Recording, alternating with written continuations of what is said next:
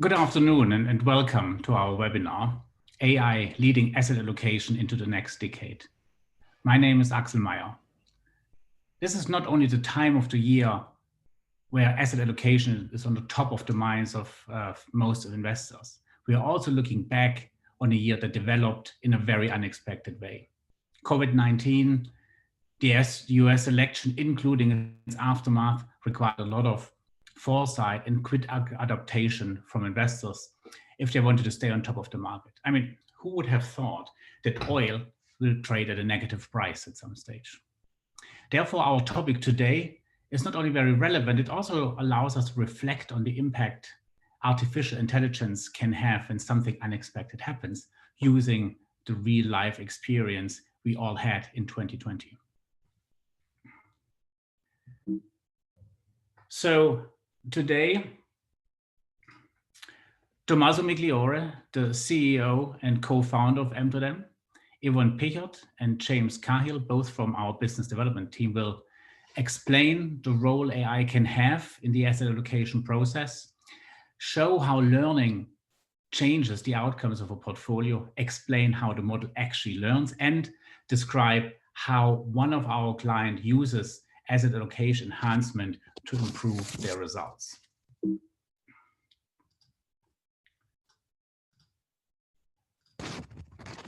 So before we start, I also want to let you know, if you have any questions coming up, please use the chat room to post them in, and we'll try to address as many of them as possible at the end of our presentation.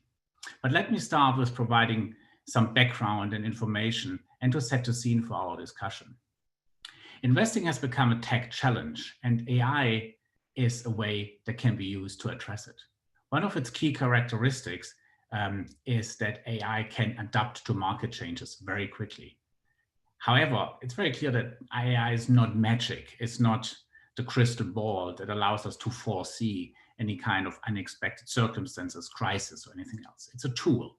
It's a very good tool that has to be used properly, and it can be used properly if sufficient and appropriate human oversight is used.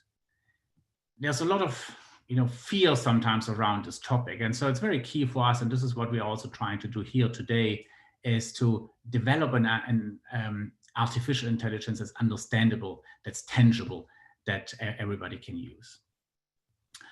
And so one of the things that also gives this confidence is that within the artificial intelligence framework that we use, every service that we offer is bespoke to the client's needs. So it's really 100% fit to what a client needs and hopes to achieve.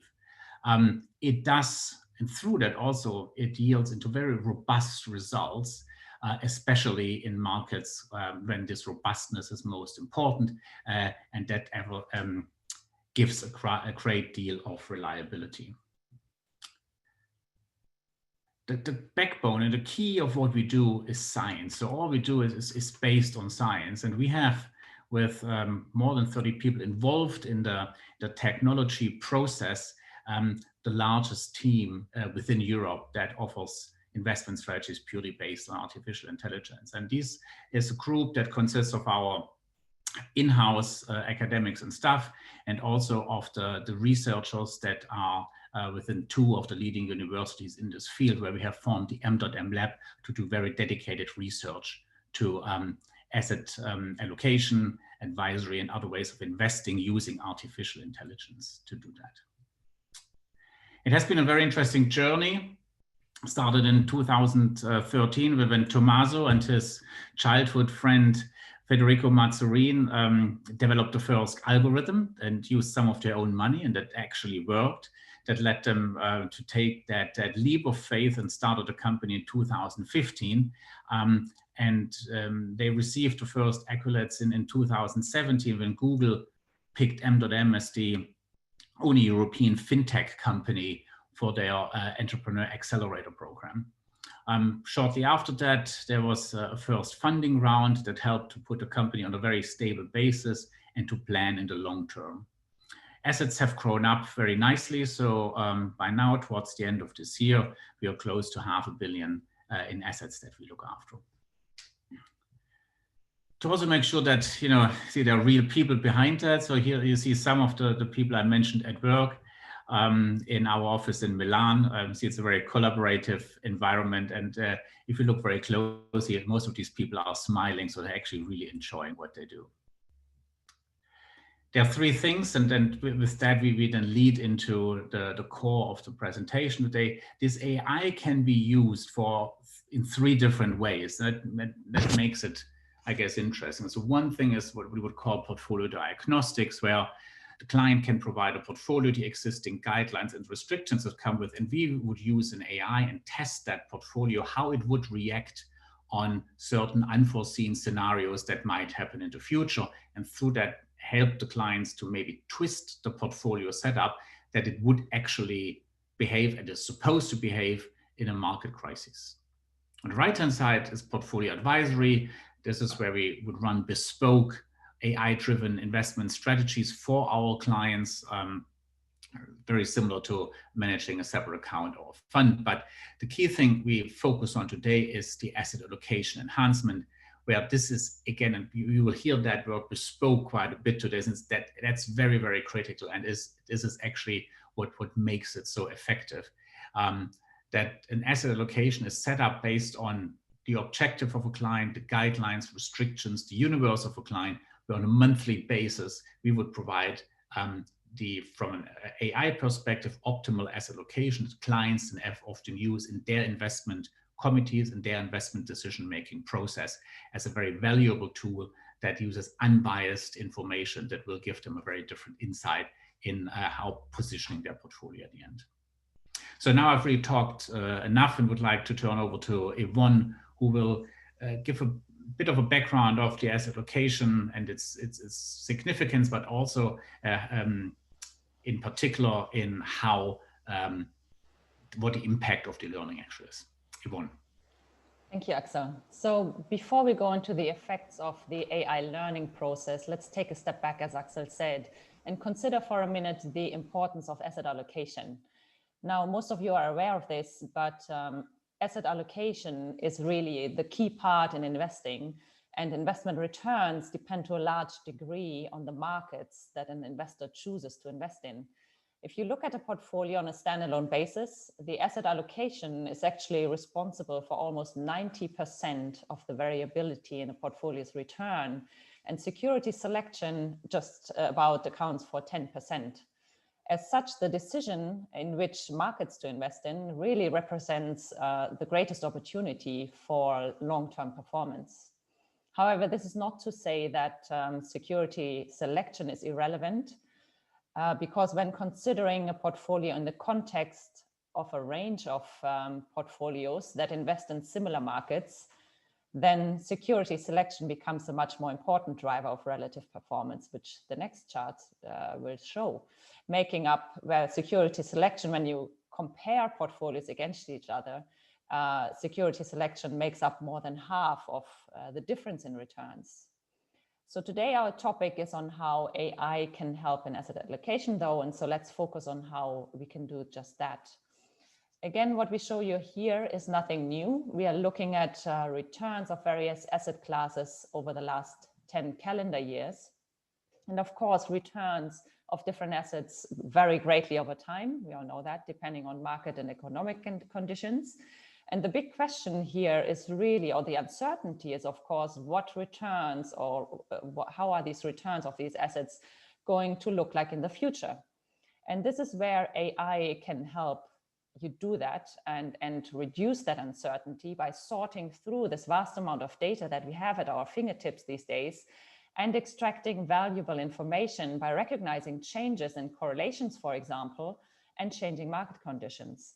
And this is the topic of our discussion today, to explain how can we use this AI to make inferences from the data that can help you manage the uncertainty of the future and hopefully improve your asset allocation decisions.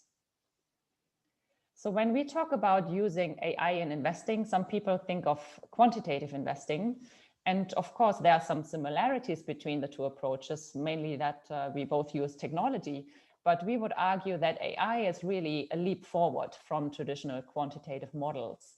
If we depict very simplistically here financial market dynamics in a square, then whether you're fundamental or a quant manager or using AI, you want to capture some of that dynamic to profit from it. And both quant and AI approaches cover part of the same spectrum. However, we all know that financial markets are not static, but they change over time.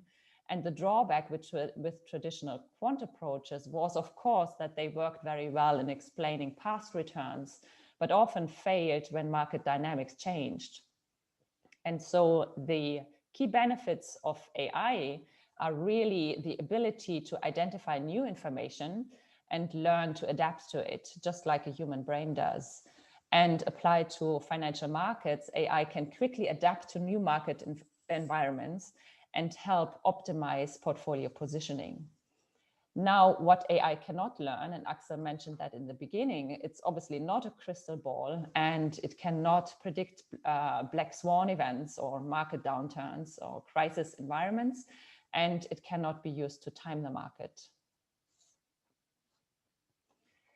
So I mentioned this ability of AI to learn and to adapt. We want to illustrate that by going through a concrete example using the year-to-date performance of a live multi-asset portfolio that we manage for a client.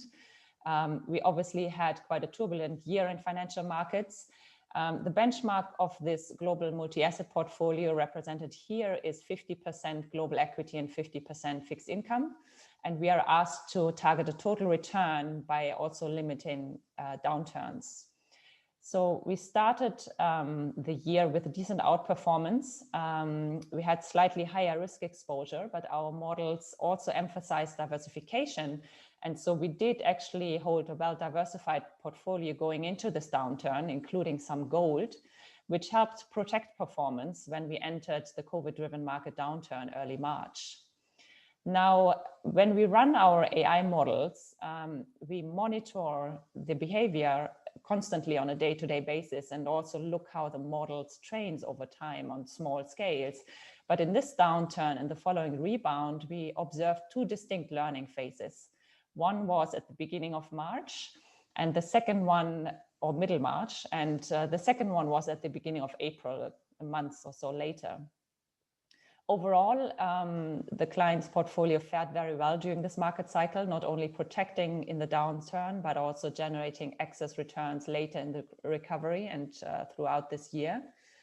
But having mentioned these two training phases, one could then ask the question, well, what would have happened if we didn't have these two training phases? And again, I mentioned that the model continuously learns and adapts over time, but these were two training or learning phases, as we call them, that were quite distinct. So let's take a look at how the model would have performed if we didn't have these two learning phases. So this is what we show here. So again, the black line is the actual performance of the client. But if we now project that line a bit further, the dotted black line would have been performance of our models without the first retrain phase. It still protected in the downturn and performed well into the rebound of the market. But then towards the end of the time period, the excess return, as you will see, actually faded out a little bit.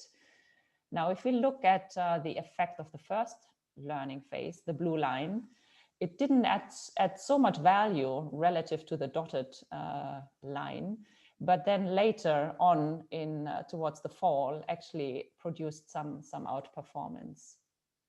So in both cases, I would stress that the model actually managed to pick up relative performance in the rebound, which for traditional quant managers might have been more of a challenging period because maybe they took risk off and didn't adapt to that quick rebound in the market quickly enough. Now, if we add exactly, so the green line is now the actual performance of the client, which includes the second retrain phase at the beginning of April. And what you see is that that actually provided a bit more value add towards the end of the period into the fall. Now, this is quite a good illustration of the learning and adaptability of our models, which is not always only about getting the best performance in the short term, but also considering to reduce volatility and provide diversification to our clients. Now, another question that we often get asked is, with this continuous learning and adapting, is the model actually getting better over time, and shall we just wait for the next market turmoil to get an even better model? Now, let's look at the retrained model and how that would have performed in the past, so in the COVID downturn. So this is, again, we'll make it gray now, the actual client performance. And if we now look at the green bit, which is the updated trained model, and sort of simulate that back in time, back to the beginning of the year, you actually see that this retrained model wouldn't have performed better than what the client actually experienced.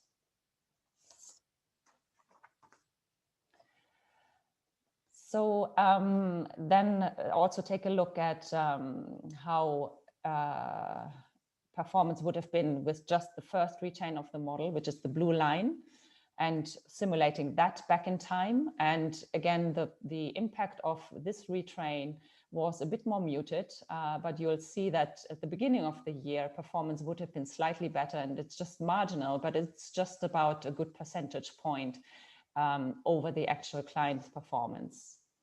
So to conclude this analysis, I'd say that first of all, it's very informative and fantastic to be able to do these comparisons. However, the key takeaway is really that when we talk about our AI models learning, it is about the model adapting to the specific market environment at a particular time. It is not about the model constantly getting better, but making it work as best as possible during each specific market situation. And so, of course, this is all under the overall goal to provide our clients with a portfolio that delivers consistently on their specific investment goal, considering both risk and return. And so with that, I'd like to hand over to Tommaso, who will explain how the models learn and the technology and methodology behind it. So thanks, Yvonne. I think it was very, very nice to see the concept of adaptability throughout times, which, as Yvonne stated very well, is not a matter of having the right model always and the best model always, but to have a good model in each point in time. And the next model, how the model behaves in the future, does not mean that that model would have been best if we use it since the beginning, which is at the core of what we do in investing. Now, here we'll see in my section how effectively do we train the models, and do we make sure that the model is able to learn market condition. So first of all, what is the basis on which we build our strategy? It's the concept of market inertia. So market are inertial. Tomorrow it's very similar to today, as long as it's not. And we see it very clear with the COVID crisis what happened.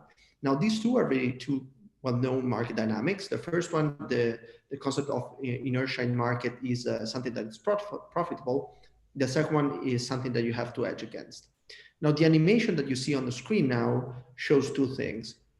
On the left-hand side, you can see a variance and covariance matrix changing from month to month over the last 20 years. And on the right-hand side, you find the equal return distribution. So how quickly these dynamics do evolve over time.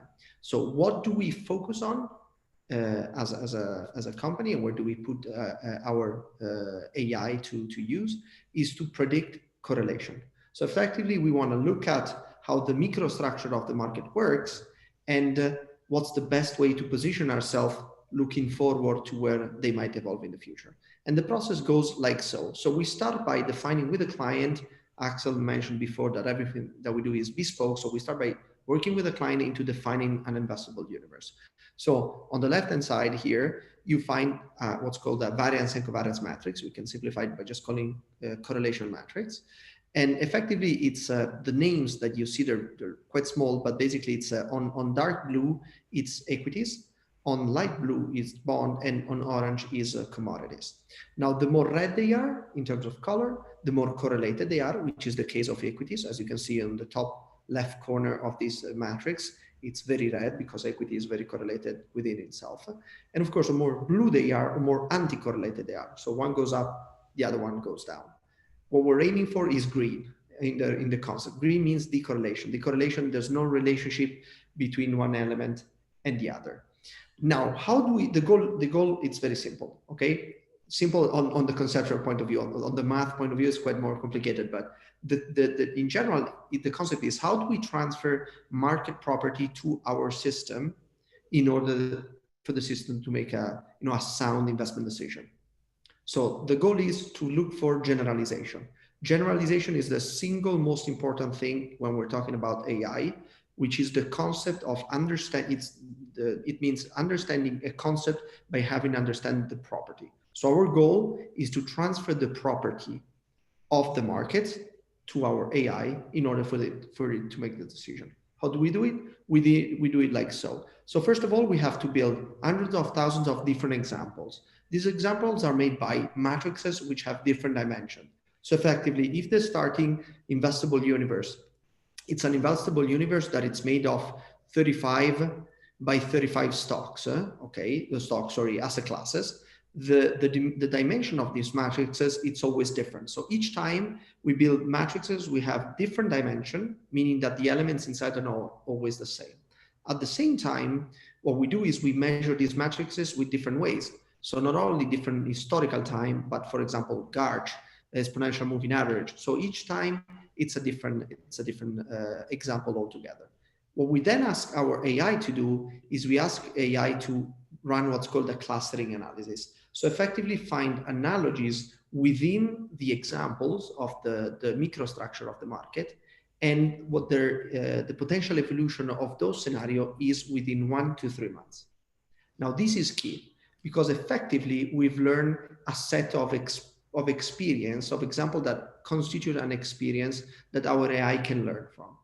Now comes the current scenario, okay? So when the current scenario comes in, described as the variance and covariance metrics of today, measures in different way, once again, different time horizon, but effectively that is a describer of what's going on in the world, in the investable universe that we're looking at. And what we can do now, having run this process of clustering analysis, our AI can look within the correlation and find areas that can associate to things that have learned in the past, and it's constantly learning. So that's how we produce the weights. So effectively, the weight scheme that our AI generates is not something that optimizes our portfolio. And for who knows very well the concept of efficient frontier, it's always a sub-efficient portfolio measure in the past. But that sub-efficient portfolio measured in the past is actually a portfolio that will be more efficient in the future because it's able to stay in a very well confined area in the risk return space. And that's where the drifting performance comes from. Now, those weighting scheme, that's at the core of our asset allocation enhancement service. Of course, that can be at an asset classes level, at a geographies level, and at a sectorial level. And as Yvonne said at the beginning, each one of them play a different role within constructing a portfolio. Of course, by definition, all this variability that AI allows us to work with enables us to build a very bespoke portfolio. So each time we have to work closely with the client to fully understand where to point the machine in order to learn and something that it's meaningful for the overall performance of that specific portfolio. Very good. Thank you very much, Tommaso. So now we're going from having seen the impact of the learning, we got an understanding of how the learning actually is accomplished to, seeing what does it actually mean for a client who uses that service. And James is talking us through that. Thanks very much. So previous parts of the presentation beg the question, how to apply the AI capability in a practical situation. And here we identify 3 areas that enable MDOTM technology to be implemented within an investment management context. All 3 are a natural function of the AI we've created. And as you can see, on the left-hand side, portfolio diagnostics, monitoring of existing portfolios. To the right, we have portfolio advisory, where we are delegated responsibility for investment management decisions. And then finally, the topic of today's discussion, asset allocation enhancement. Probably what it's useful to do first of all is to define 1, asset allocation, but also where AI can add value. And I'm sure everyone here actually is very familiar with asset allocation. And Yvonne alluded to just how important it is on a day-to-day basis for investment managers. MDOTM artificial intelligence produces bespoke, tactical, forward-looking and predictive asset allocation over a 1 to 3 month period. So we're looking outward, but it's very much tactical, and it fits very neatly within strategic asset allocation ideas. And the other thing to note is that nothing that we produce is off the shelf. Asset allocation enhancement is because it sits alongside and augments an existing setup. And so the bespoke component is absolutely key. And so to move on, how do we set things up? The maximum benefits and levels of predictability are obtained by constructing things on a bespoke basis. Each partner that we engage with is involved in the creation of every program from start to finish. They're in control of all decisions and therefore confident that the output is perfectly aligned with their requirements. And there are 3 stages to the implementation during the setup phase and then leading into the implementation. So the first one we see here, this sets up the broad requirements. What do you hope to achieve? You can outline certain objectives such as ESG compliance, whether it's a concentrated portfolio, maybe the rebalancing frequency. Stage 2 is the opportunity set. So here again, it's an interactive decision-making process, determining the indices, securities, the restrictions, and the areas of focus. So what that generates is an outcome-orientated solution. Stage 3, these are the risk constraints. Here, determining the parameters is absolutely critical. This is just a sample, but this particular phase involves a high level of specialization and ensures the desired outcome is achieved over the long term. And these 3 stages allow us to tailor a solution that can range from a simple risk return focus to, say, enhanced Sharpe ratio and the like. And the final stage, which has just popped up, is for MDOTM scientists to train the AI for the specific mandate. So from here, the process should appear seamless to the end user. The monitoring and oversight continues at our head office in Milan. And so why don't we just take a look at a live example? We actually set this up for a globally known tier 1 investment bank.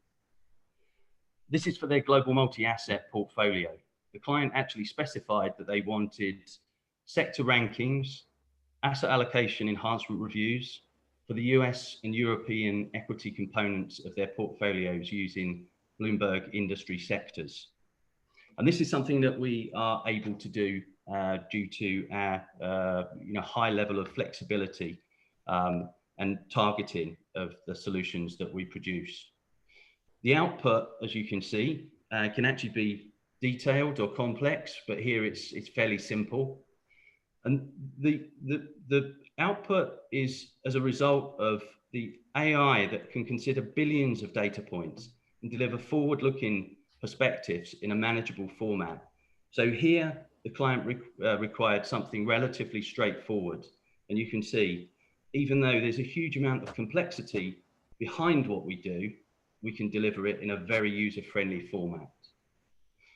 And the following slide will show where we fit into day-to-day investment and asset allocation and portfolio management. So our AAEs really fits neatly into existing infrastructure as part of the overall architecture that is designed by various different portfolio managers. The AI adds another dimension. It takes the vast amount of high quality predictive information available, but historically has been very difficult to use, and translates this into ways of identifying risks, removing bias, and helping you deliver expected results. So what are the key takeaways for artificial intelligence and within asset allocation enhancement? What are the advantages that we can put on the table? There's a huge advantage to huge opportunity to take advantage of risks where they were previously unknown, unmanageable, or both by using artificial intelligence. To take advantage, the bespoke nature of our solutions is absolutely key. It augments existing infrastructure and allows execution of portfolio management vision using unbiased, forward-looking information. MDOTM allows access to one of the largest and longest service AI teams in the active portfolio management industry. You get state-of-the-art AI tools with human oversight, enabling you to avoid inertia and to maximize the potential of your portfolios. And with that, I'll pass back to Axel, who'll finish the show. Thank you. I hope you saw it as entertaining as we thought, and James called it a show. Just a few takeaways again to sum that up on top what James mentioned. So we all know that asset allocation is really essential to shape portfolio's risk and return profile. But to keep an edge over time, it has to be very dynamic and has to be adaptive. And so the speed of that adaptation is very critical. And I hope we could show today that artificial intelligence is a way to provide that very speedy dynamic adaptation that's necessary to cushion a blow when markets go in the wrong direction. And this is, I think, the key thing for us to know, that with the AI, we've been able to deliver these kind of behaviors as clients would hope to see when markets go down. And as Yvonne pointed out, AI changes continuous and it always tries to provide the best solution for a certain time. And that again is this adaptability that's critical. And, a lot of people we talk to say AI is the future. I think it's fair to say that, AI is the present of asset allocation. So with this, I want to conclude. It took us about half an hour to take you through the learning, to show you what it takes to learn and what the effects are. So I'm very happy to open up now to questions we have. And so please use the chat rooms, and then we can, of course, address what you would like to know. So there's one question coming in from Marco. It says, do you provide daily models? How does your client execute just before market close? Any indications about costs? Maybe I take the last bit about the costs. So, as you can imagine, it's a very bespoke service, and depending on what it is, the cost will change. But we're happy to take that offline if you want, and we provide our contact details later. But Tommaso, would you like to talk about the daily models and this idea about how fast the client needs to execute? Yeah, so the question is spot on. I mean, costs do affect performance, and Axel stated very well that, we have to sit down with your team and understand what's your cost structure to fully create something that maximize the opportunity of catching a good performance, without losing everything on cost. As a matter of when the model do run, the model actually, they run every day, but on average, they rebalance on a monthly level. This is because what we look after is not really, the goal is not to trade noise, if you will. This is not trading model, this is an investment. So the goal is really, how do I position tactically the portfolio? This is why it's called asset allocation enhancement, what we're talking about today, but it's how, tactically speaking, how do I position my portfolio in order to be the most effective over the next 1 to 3 months? And if we do that consistently, and we have in mind, and we take care absolutely cost and operational constraint, that's where and how we can deliver good performance. And another question came in about the covariance matrix. I was about to say the COVID matrix. The covariance matrix. So the question is, it's not very clear conceptually the process of obtaining the weights from that matrix.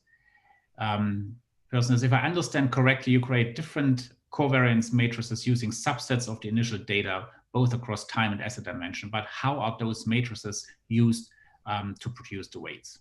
So it's very technical. Okay. Yeah. Do you mind, Axel, putting back again the slides of the process? I think that would help to kind of explain and to go a little bit more into the detail that we just threw in the first time.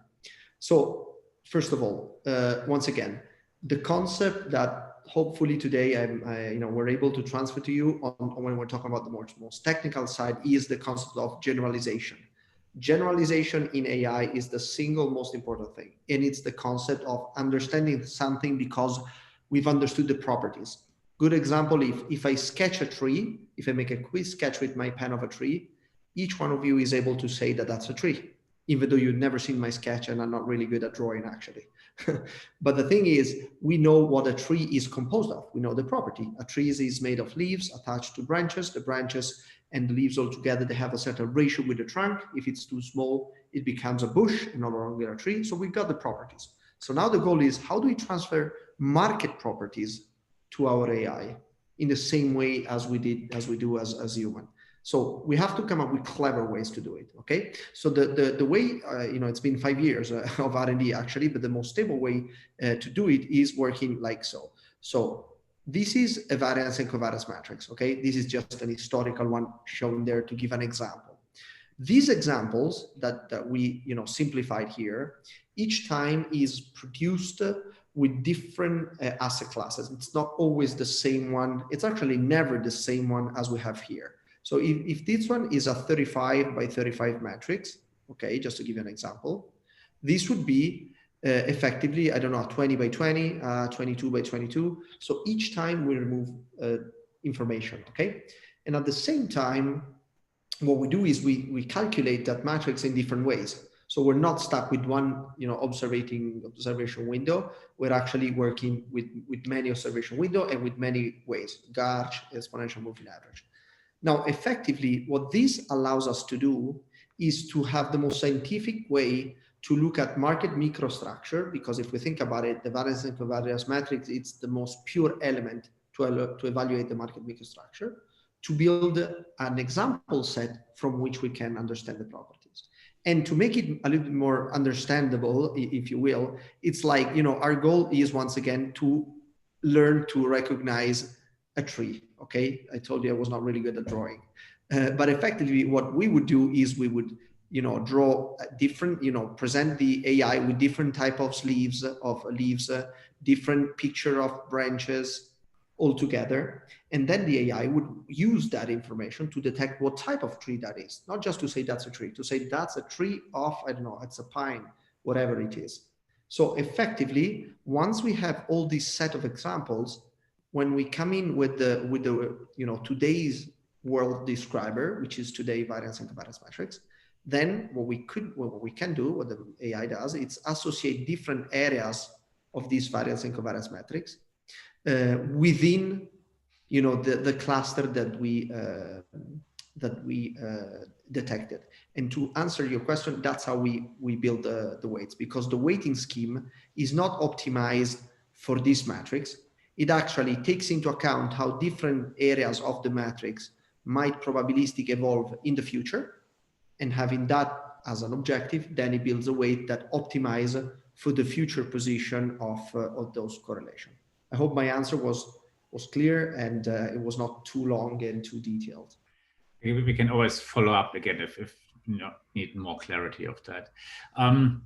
So another question going a slightly similar direction is Domenico is asking, since we have shown that the model we use with using clustering and neural networks wasn't able to predict the drop in March 2020. So he was asking, is there another way of using it that could have predicted that drop? No, unfortunately. Would love to do that, Domenico. It's impossible. But the reason is very clear. Predicting the downturn, apart from that, nobody in the world predicted the COVID. Otherwise, we wouldn't be locked down wherever we are in the world at the moment in our houses. So there's that. But at the same time, we have to understand one thing. what AI learns, it learns market properties. So that's why, for example, we're very proud that the model did not de-risk during the crisis. If you run a standard portfolio optimization, 100% you're out of risk just at the worst moment possible, because you optimize effectively for Sharp, and Sharp kicks out all the risky asset classes at the worst time. Okay, so the good thing is, by understanding market properties, we can react very quickly to unseen scenario. But to imagine that we can in some way, build a system able to forecast something that had never happened before, that's a little bit, too much, too far-fetched. Yeah, I mean, I think that is coming down to this. I think it's actually what was good to have that question, since this is one of a misperception we often deal with, that it is not a crystal ball, and it also should take away the fear factor to some extent, since what it does is using these market insights and forecasts just to react very quickly to it, faster than you would usually have if it's just basically on a fundamental basis or on a traditional quant model. If I may, most of the time, good performances in any way or in life in general, the great things are achieved not because we predicted everything, but how we reacted to different situations, different scenarios. And this is at the core of what we try to train the machine to do as best as possible. Yeah. Here's a question that's from Clarissa, asking, there was a lot of, I paraphrased this. You mentioned bespoke a lot. So what are the boundaries of bespokeness, in terms of what kind of, if you think about guidelines, objectives, what is it that the AI can sensibly do and what is it cannot do? So I don't know, Yvonne, do you want to take that? You're on mute, Yvonne. Which is the sentence of the year, by the way. Sorry, I was looking already at the next question. Sorry, just recap the question for me, please. So this came in through email from Clarissa. Basically, as I'm paraphrasing, so we mentioned bespoke a lot today, and so she asks, what are kind of the boundaries of that bespokeness? What is it that can be achieved, and what are the things that cannot be done? Well, I think first of all, the bespoke nature is, starts with the investment objective of a client. So, what sort of return and volatility targets or limitations do you want to set around a portfolio? Other bespoke constraints or characteristics might involve, first of all, which markets are you want to expose that? Are you going for global equities or regional equity? And then sort of any sort of limitations around sectors or countries or any weight constraints. But also, I think, we are quite flexible in integrating any ESG constraints, for example, making the portfolio very tailored to your specific, focus in how you want to achieve your investment objective and the limitations. If I may add one thing, which is, we talked a lot today about the concept of bespoke. Why bespoke is so important for us? Because there's a lot of difference to have a model portfolio and then fit it in towards what are the constraints of the portfolio, and actually have something which is tailored to that constraint. It's just like, having to climb Mount Everest and not having a map, and so moving randomly, and then, recognizing that that is not the right way to go up, or actually start, climbing the mount, having the map beforehand. It makes a completely different, returns at the end of the day when we measure performance. So we have two more questions we can answer. One is, at what minimal level of investment does your tool make sense? So that's a very interesting question. I think it's a very good question. I do think that it can be effective from reasonably low levels. If you just try to think about monetary amounts, I mean, this can be, from very low millions. I would say it's something that's usable. If you think, if you look at the numbers that Yvonne has shown and the impact it has had, which, it was a multi-asset strategy, so that uses the asset allocation enhancement idea behind it. So, if you just can add, 2-3% of alpha through that, I think it's very effective. So it starts to be useful from a very low level. And then, of course, you have the effect of what insights it gives you on top of that, and if there's an investment committee, the support that can be given to that investment committee. Maybe last question coming from Ronald. How effective is the model in predicting commodities and gold movements? Tommaso, do you want to address that? Yeah, very good question. So commodities, so we could separate gold and commodities. Commodities, they are, as for the type of market dynamic that we exploit, which is has to do with the inertia market condition. Commodities, are too mean reverting for that. So there's a certain, they're too linked to something that is structural. Oil, I mean, Axel, stated at the beginning, we've seen oil trading negative. Yes, it happened. We know the reason why, but oil can never be more expensive than something, and can never be less expensive than something. Otherwise, the system does not work. So to trade purely commodity, the financials behind what we do are not really proper to address that problem. You should be looking at something that is more mean reverting and catching the disalignments. Whereas gold is different, because gold can be used, and we use gold a lot in our portfolio, to hedge against the bets that we have. And actually, when we look at the performance, and Yvonne presented us, one of the reasons why, even though we were a little bit more risky and were able to perform very well early January and February, but at the same time, by being more risky, we didn't lose as much. Actually, we protected a little bit the downfall, was because we were using gold to hedge against the sectorial bets that we had. So once again, we use the returns to evaluate risk more than get the best returns possible. Okay, everybody would love to do it. We don't hide. We would love to find what is the best return out there. It's constant search. But at the end of the day, if we're able to work well with the covariance and covariance, or how they fit, the returns they fit together, and we have good returns, not the fantastic one, but good returns all together, that's going to build a good performance. And gold, it's very useful to achieve exactly that. Very good. I think we are running out of time. So I want to thank all of our participants. I hope you enjoyed that and you found it insightful, and hopefully gave you some food for thought. I'll put on the screen now if you want to get in touch with us with our email addresses, so please do. Otherwise, I hope you will have a peaceful, nice holiday season ahead of us, and would look forward to talking to you all again in the new year, where things hopefully look much brighter than they did so far. Anyway, so have a very good afternoon, and thank you very much. Thank you to everyone, and Merry Christmas, Happy New Year.